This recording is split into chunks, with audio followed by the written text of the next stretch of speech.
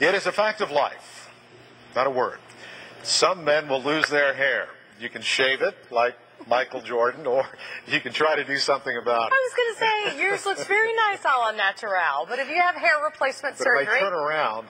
It looks fine. Would you stop it? If you have hair replacement surgery, will it actually grow in the place where it fell out? That is a good question. Here's John Follicle. We seem to have an endless fascination with hair. Remember in the 60s and 70s there was even a Broadway play about it called Hair? But what happens when that long, beautiful hair falls out and you're bald? Well, some people have surgery to put it back on. How's it work? Good question. We're pretty much a society of anything goes when it comes to hairstyles and hair color. In some cases, there's no hair involved. And that's what we're focusing on today, that dome that lost its cover. More specifically, those who want to get it back through hair transplant surgery. Sometimes you get a good question that just makes a lot of sense. After all, if what was there fell out in the first place, what makes you think that a transplanted hair follicle is going to grow? Good question. Dr. Ricardo Mejia, a dermatologist who specializes in hair restoration, says the answer is simple.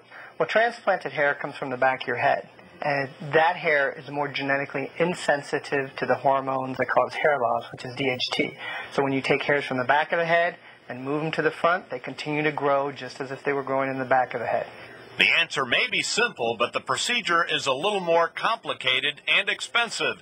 And therein lies the rub, as in why some men would prefer to rub in a hair growth product like Rogaine, which contains minoxidil, which has been a successful remedy for some patients. But Dr. Mejia says the best results happen with surgery. Surgery is the best option because we can give you your own real, natural, living hair. You can comb it, you can style it, you can do whatever you would want to normally do with the hair that you didn't have before. And Mejia says you don't have to pamper it. Once it's there to stay. Another plus, the new hair comes in slowly over a period of months. And you can see little tiny hair follicles starting to grow. So it is a gradual process where people will get natural results over time. So it's not going to be very sudden where people notice anything.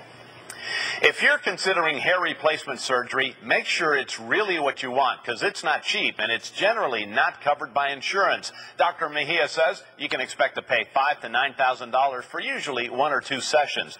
But the good news is it does seem to work in nearly all patients. It looks natural and it grows just like your old hair did before it fell out.